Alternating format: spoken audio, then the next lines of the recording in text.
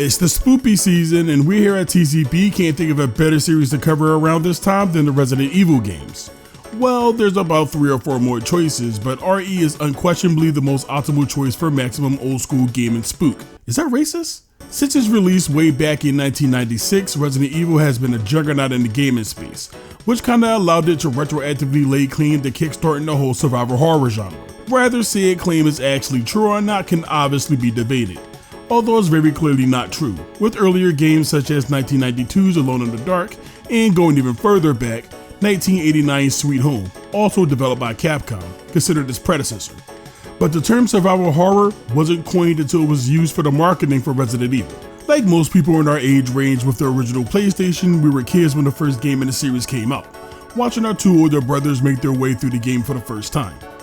My memory is a little hazy, but I recall being scared of Yawn the giant snake, and of course Tyrant the final boss. I actually do remember running out of the room when he broke through his little containment tube thing. My initial fear of 3D models and the cringy nature of PS1 graphics that we all thought couldn't get better than this, definitely not helping the situation. A couple of years later, my brother and I actually got to try Resident Evil on our own with the second game, and during that time we weren't paying attention to any story beats or character arcs. We were just trying to endure the world of survival horror.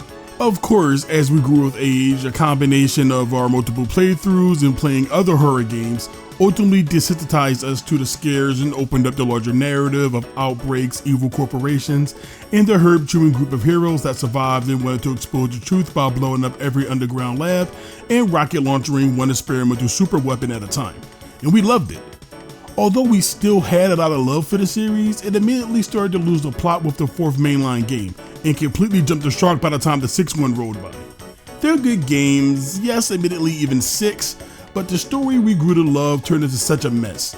Don't even get me started on whatever the fuck they're doing with the series today. It's been all first-person modes, questionable remakes, mold people, and I wanna say superstition brought to life through super science sense. Whatever. We're not here to talk about all that mess. At least not yet. Nope. We'd rather talk about what a lot of people would call the series' narrative peak, at a time where it was at its simplest. The story of how, thanks to an incidental outbreak and the horrible company's need to take advantage of the situation, caused 8 nights filled of countless death, horror, suffering, and cover-ups, until the city was quite literally nuked from the map. This is Team Crossbody, and this is the original Resident Evil Raccoon City trilogy. On the night of July 24th, 1998, the Special Tactics and Rescue Services, or S.T.A.R.S for short, was assigned to the Arklay Mountains to investigate a series of cannibalistic homicides carried out by an unidentified group of people. Now, the S.T.A.R.S team is a fairly large special forces unit, mostly made up of ex-military and scientists, and the night before, the units was split into 2 squads, Bravo and Alpha. Bravo got deployed first, but since then, they've been completely radio silent. But we don't really care about those guys. What's more important is that their screw up prompt our guys, Alpha team, to helicopter in. Their job is to not only finish Bravo's mission, but to also figure out what happened to them and hopefully bring them home. While on our way to the mission area, the team locates the downed helicopter of Bravo team. In the middle of their investigation, this guy, Joseph, gets attacked and torn apart by a pack of raptors that, upon closer inspection, they turn out to be dogs. Damn, that's significantly more lame. They should have been dinosaurs, just saying. Anyway, the remaining team members are able to defend themselves, but Joseph can't be saved. In the commotion, their pilot, local piss bitch Brad Vickers, takes off, shredding the remaining 4 members of Alpha Team behind. Before Vicky even start talking about how much he sucks, they're chased off by several more dogs, and is forced to take refuge in a large mansion nearby. I take the time to introduce all the core players to the plot, but the game already does that in glorious fashion, so I'll just let it do the talking. Chris Redfield,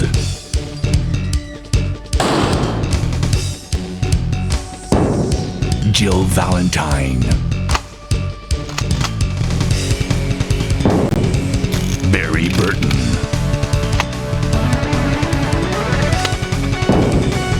Rebecca Chambers, Enrico Marini, Albert Wesker,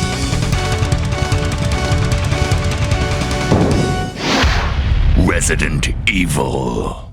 Okay, so let's talk about it. The infamous live action intro to Resident Evil, the B-movie production, the costumes that honestly had some budget put behind them, and the kind of acting that makes you wonder if Capcom literally just grabbed the mixture of theater kids and interns and told them to look scared of the park at night somewhere. It's iconic. No, not because it's good at anything. It's iconic because it's so bad. It kind of loops around to its own greatness. From the start, it feels like some VHS homemade horror movie you find at a garage sale.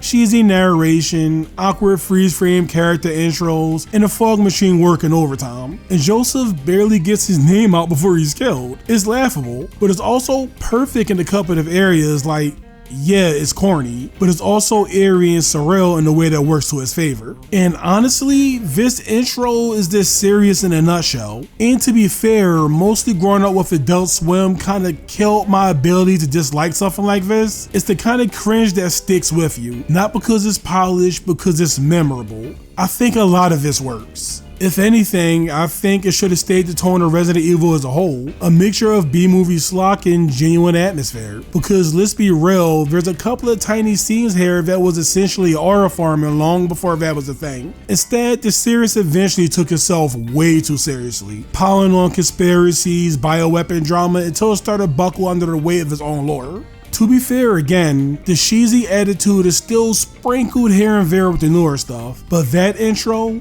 that's the purest distillation of what Resident Evil should have been. It's beyond ridiculous, and that's why we still talk about it nearly 30 years later. And that's why I'll die on the hill that camping intro is peak Resident Evil. The following events take place between July 24th and 25th, 1998. Due to conflicting accounts of what actually happened, the true events are left ambiguous at best, although just as unreliable, but for the sake of narrative convenience. Here's TCB's retelling of the Spencer Mansion incident, told in its totality. So Chris somehow got ahead of his team and entered the mansion by himself. Ignore the fact that he was the one who told Joe and the others to go in first. That just creates plot holes, right?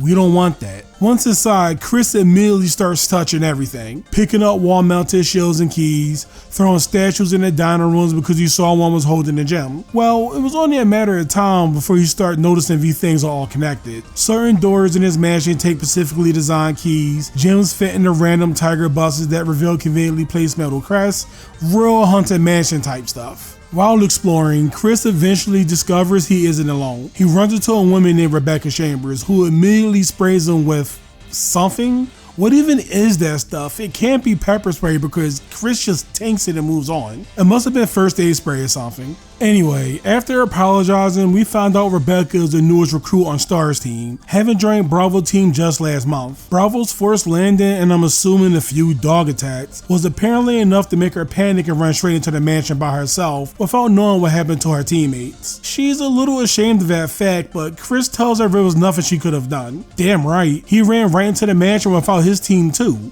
Well, according to us anyway. She also mentions that the forced landing was kind of a strange occurrence since she personally maintained a helicopter before taking off. Apparently something went wrong with the engine, which is doubly weird considering that it wasn't even a long flight or anything. Before Chris heads out to search for his other team members, Rebecca suggests tagging along. Chris agrees.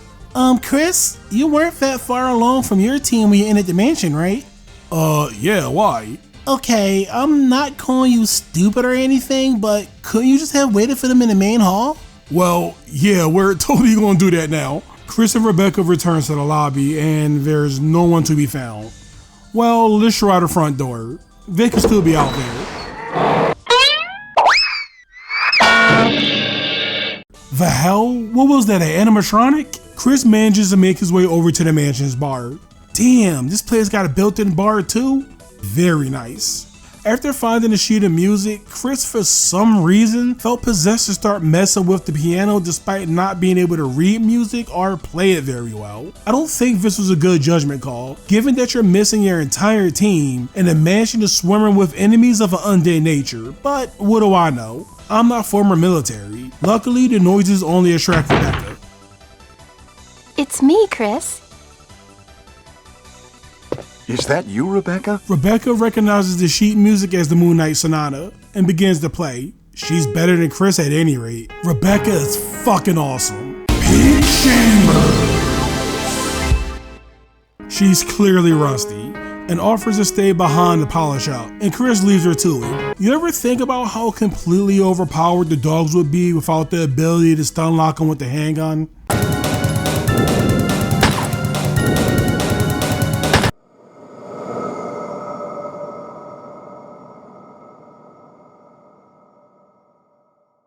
A little while after Chris and Rebecca leave the main lobby, the rest of the Alpha team finally shows up. Barry, Commander Wesker, and of course Jill. Don't ask the obvious question about why it took them so long to enter the mansion if they were supposedly right behind Chris. That just creates plot holes, right? What a mansion!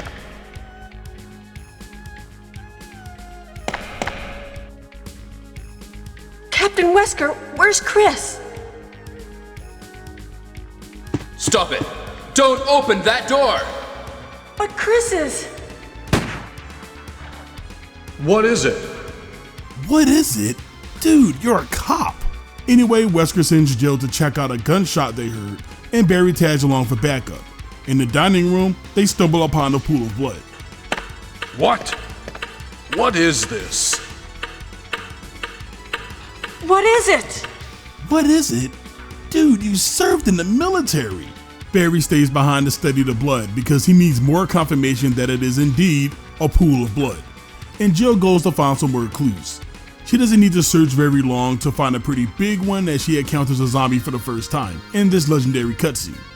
Scared shitless, she retreats back to the dining room where Barry handles the situation. Because this is the 90s and Jill did not like the ability to girl boss her way through encounters yet. The future, kinda?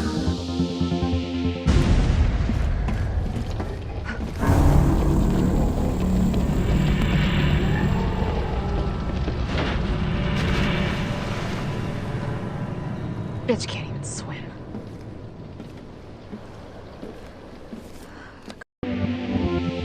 Back to 1998. Jill manages to take a peek at what the zombie was eating, and it was Bravo team member Kenneth, who is a shadow of his former self, and they decide to go report their findings to Wesker. Wesker! Who also turns out to be just as missing as Chris. After a quick little search session, Wesker can't be found. Barry, who went to the Fred Jones School of Exploring Spooky Shit, decides to split up, but they do agree to use the main hall as a meetup area if things get dicey. He gives her a lock pick, and just like that, Jill's left to her own devices. Listen, if something happens, let's meet up in this hall.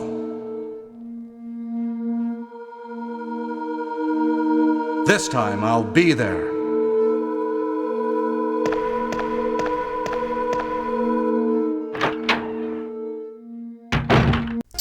You see how high Jill's pants are? She don't need no man. Jill immediately shows that she does indeed need a man when she walks into a random room that's booby-trapped with one of those slow-moving ceiling crushers. It takes a while for her to notice.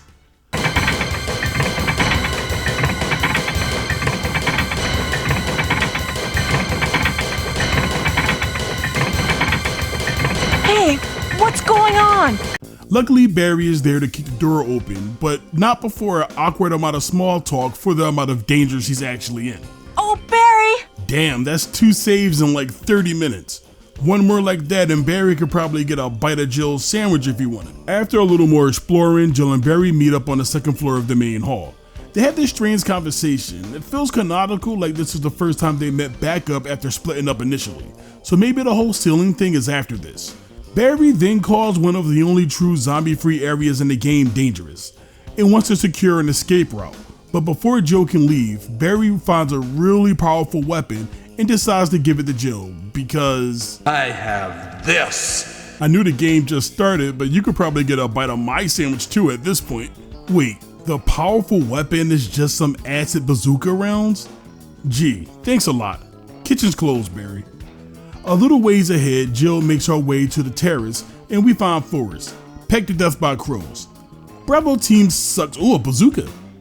After finding some random chemicals, Jill tosses it into a random fountain, killing some random mutant plant.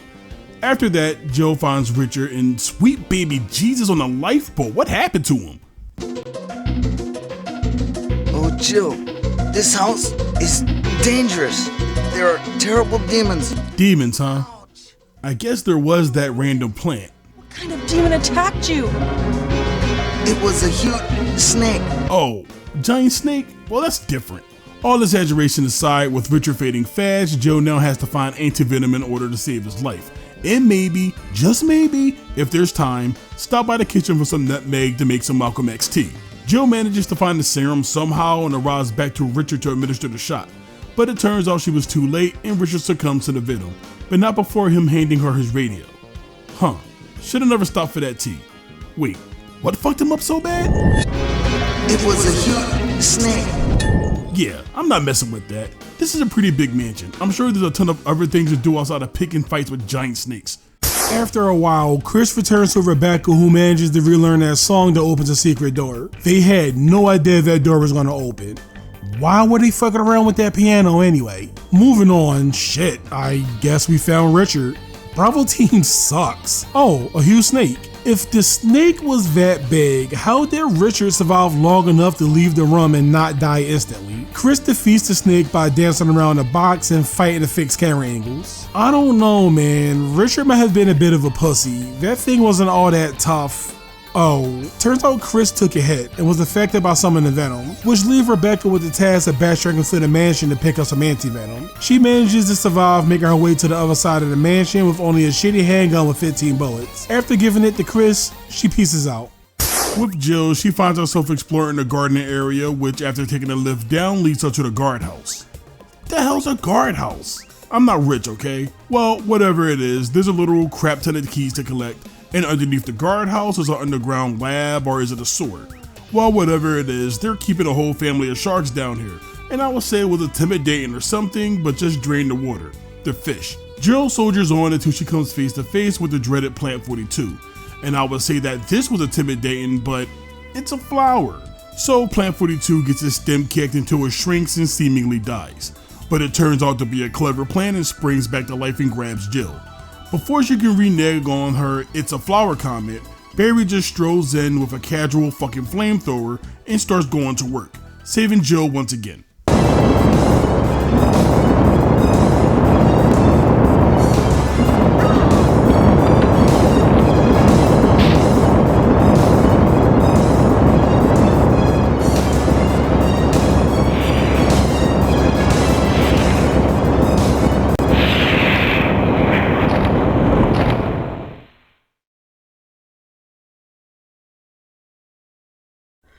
You saved me!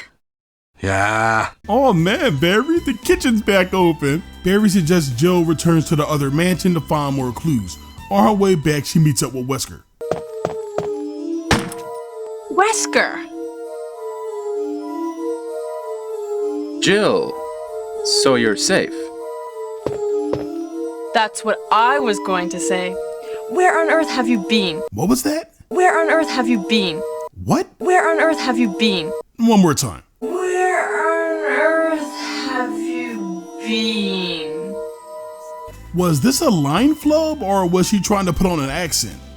Jill is half French and Japanese, so she was definitely trying to put on the accent, right? I tried finding some background on the actress Inez Paulson, but I got nothing, so who knows?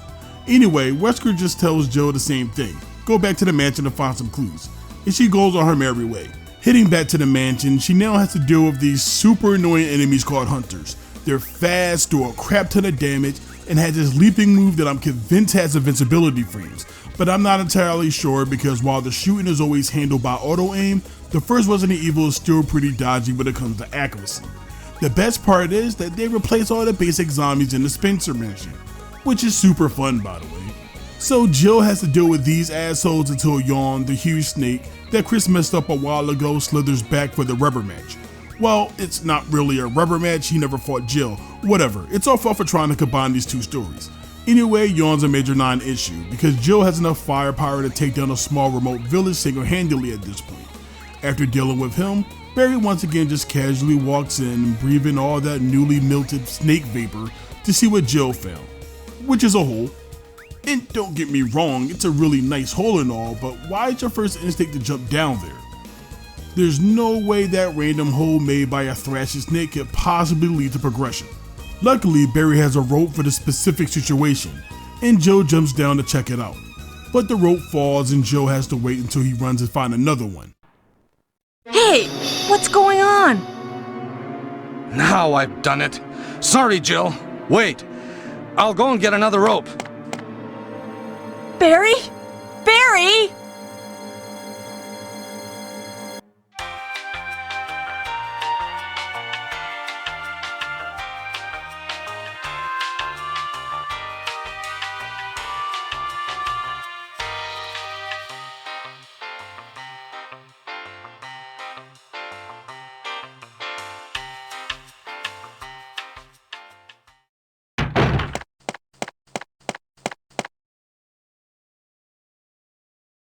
Hey!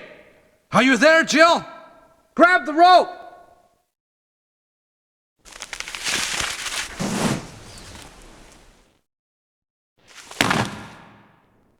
Hey, what's going on?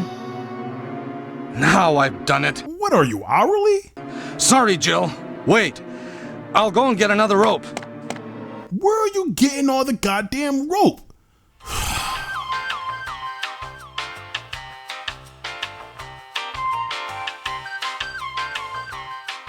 Oh no, what is that? It has to be pretty powerful and smart if it's using a doorknob.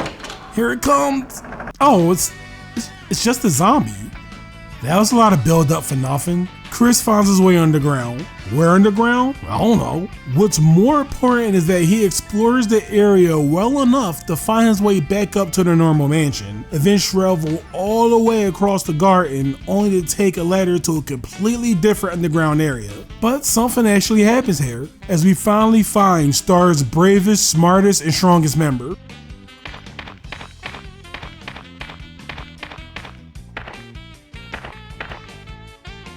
Enrico! Yeah? Yeah? Yeah? Yeah? Don't! Hell. Umbrella.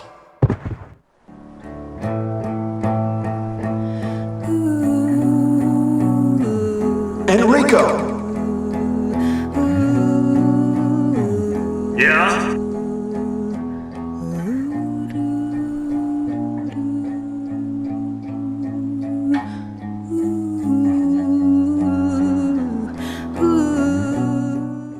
Before Enrico was tragically struck down, he mentioned something about there being a turncoat within S.T.A.R.S. Chris couldn't care less about that, however. Well, he cared a little, but he truly wanted to get his hands on the person that took a great man from us all too soon. After messing around with some flamethrowers, dodging boulders and shit, Chris enters a hidden laboratory hidden under a fountain in the garden. After Barry apologizes for dropping the ropes, giggity, he gives Jill a passcode and leaves. And although she spent more than enough time in that hole, Jill feels compelled to go down and give it a once-over. Turns out that the random hole did tie into progression as Jill travels through the underground where she fights a giant creepy spot. Oh, never mind. After that, Jill finds her way to a hidden laboratory as well. And it's here where Jill faces her toughest challenge yet: naked zombies.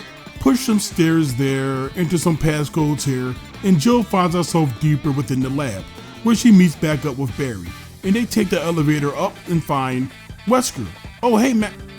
Oh, and two, Barry? If you thought you were getting any of this sandwich, Barry, then you can just forget it. Although Wesker is threatening his family. I'm torn. I think you should stay away from Barry, Jill. I hear that his wife and 2 daughters will be in danger if he doesn't do everything I tell him to. You are so cruel. Well, you don't have to worry about anything, because you'll be free from this world very soon, Jill. Why do you have to destroy S.T.A.R.S? Yeah, applying for S.T.A.R.S is the only place that doesn't have a chin-up requirement. Apparently, this laboratory has been conducting experiments for quite some time, and a recent incident has caused an outbreak that affected the people and animals of the surrounding area. Except the hunters. Those assholes are experiments Wesker had to release, right? Anyway, Wesker was ordered by Umbrella to eliminate S.T.A.R.S as to prevent the news of the outbreak from going public. Wesker plans to destroy the entire area and cover up everything. I must complete my mission as ordered by Umbrella.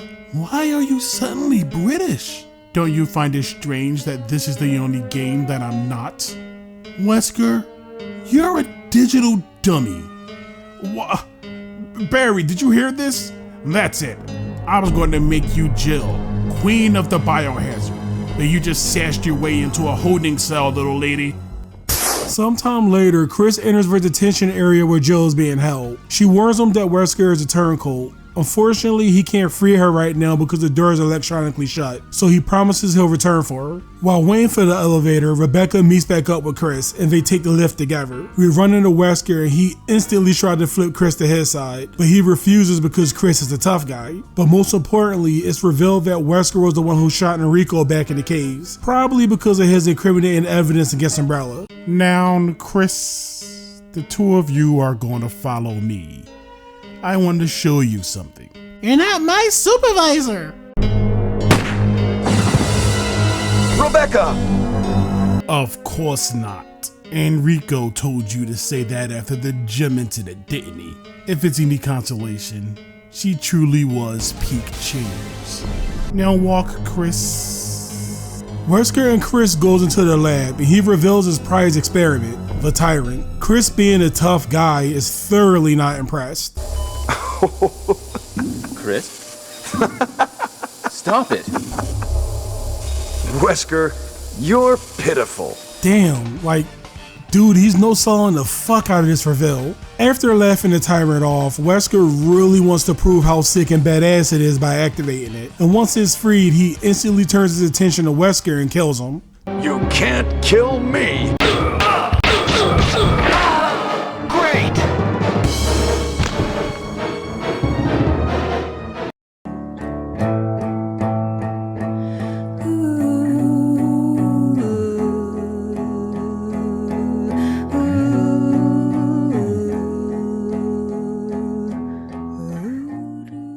The Tyrant fight is like any other fight in a game that isn't Yawn Round 2. Just run in circles, keeping the test tube between you two until you land enough magnum shots to put him down.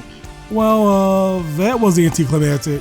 I wonder what Rebecca thinks about all this. Wait, Rebecca? Turns out she survived because of her bulletproof jacket. On the way out the laboratory, Rebecca suggests that they should rig the place to blow, and Chris agrees. She runs off to do so while Chris goes to free Jill. With the gate unlocked, the two reunite. Yeah. Hug her sandwich tight, Chris. Barry, what are you doing here? Come on, Chris. Does it really matter in this plot hole riddled version of the story? On her way to the heliport, the game meets back up and a bunch of off-screen monsters appear, and Chris decides to stay behind with Barry and Rebecca to hold them off while they wait for the rescue chopper. Jill alone proceeds to the heliport. Once there, Jill finds a flare and launches it to get Brad's attention, but before he can land, the Tyrant busts through the floor and charges at her. Unlike almost everything else in this game, Tyrant figures out how to work his knees and actually runs at you. He can maul you up pretty quickly, so seriously, try to keep your distance, and after firing enough shots, Brad shall throw down his redemption rocket launcher, grab it, aim, and fire. Yeah? It's coming! Jill! Kill that monster! You're our Amazon, Jill!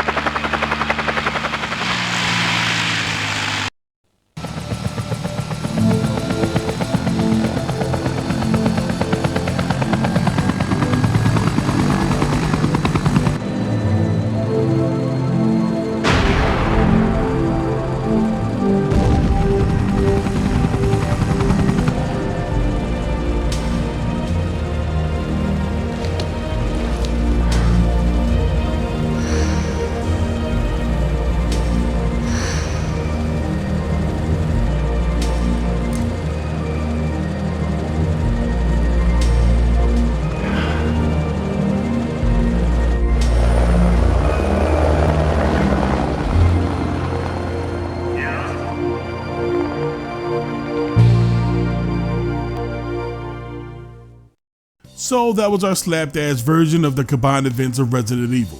Let's wrap up the video by taking a look at the gameplay. Look, there's quite literally a metric crap ton of videos covering this game. So if you're looking for some in-depth breakdown of the gameplay, then it isn't going to be found here. You know what this game is, and so do we. But here's our quick thoughts anyway.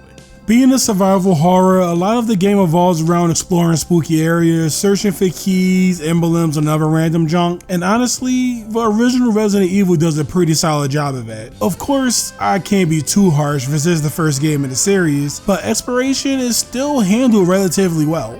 There's no compass to be found here, which is always going to be a massive pet peeve of mine no matter how old the game is, but areas like the Spencer Mansion, the garden, guardhouse, that weird underground kitchen, and the lab are all well designed enough that you won't get lost for too long, even if you aren't paying full attention. The only area I truly didn't enjoy was the cave. That place screams of PS1 crunch. The textures all blur together and I felt myself wandering in circles, but hey, I guess that's kind of the point. It's a cave. The big, scary tank controls that Capcom and some players swear can never work in the modern day actually hold up pretty well here. The game age doesn't really get in the way of anything. Obviously, the controls exist to accommodate for the fixed camera angles, and if I had one real complaint, it would be that turning can feel way too wide at times. That doesn't exactly help when you're trying to outrun something to avoid damage. It's got me killed once or twice, but honestly, coming back to it, they weren't as stiff as I remembered. Of course, there's lots of rubbing your whole body on surfaces to get somewhere, but that's the cost of beauty. The main loop is exploration here, and really the entire survival horror genre, but especially the Resident Evil series. It's basically find blank, smash blank, end the blank to make blank happen, if that make any sense. It's not always a strict pattern either. Sometimes you find a key that unlocks a door that leads to another key, or maybe you pick up an item that helps you reach a boss and the boss drops a key. Or you can beat a boss, find a key, use that key to unlock a puzzle, and surprise, it's another key. It usually continues like that until you grab a rocket launcher and fire at the bioweapon of the week.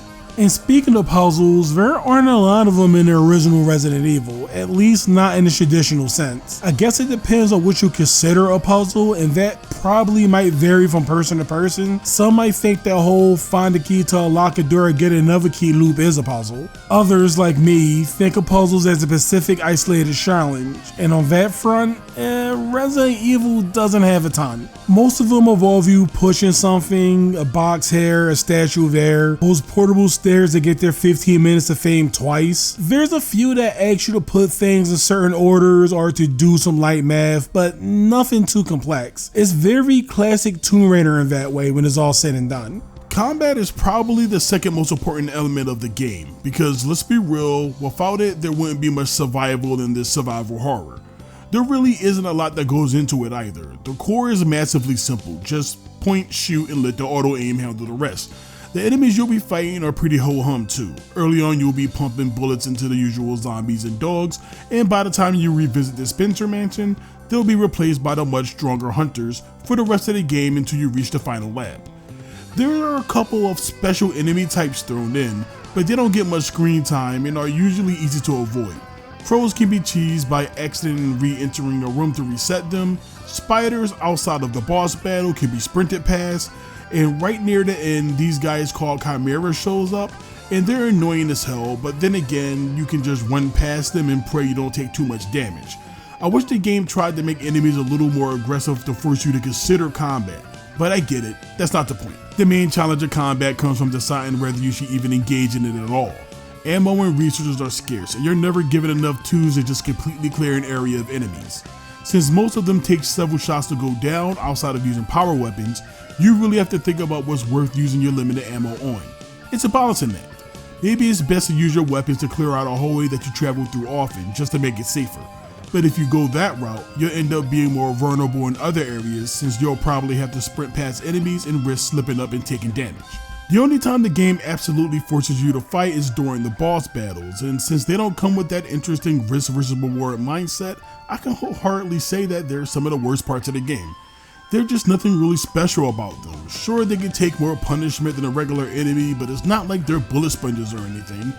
Any damage you take will probably come down to fucking around with the controls in the actual fight itself, since they're not exactly designed for quick dodges or fancy movements. Sure, you can damage list the bosses, but you know, skill issue. Every boss battle ends up playing out the same way, at least for us. Pull out your strongest weapon and take damage until either they give up the ghost or you do. That being said, I don't hate them. They make for solid breaks from the main gameplay loop. The last thing we'll touch on is the two playable campaigns, Jill Valentine and Chris Redfield. Obviously, as we stated in the top of the video, both stories are ultimately non-canonical to the overall timeline. What is consistent though is that S.T.A.R.S Alpha team makes their way to the Arklay Mountains to locate the missing Bravo team and to continue on with their mission.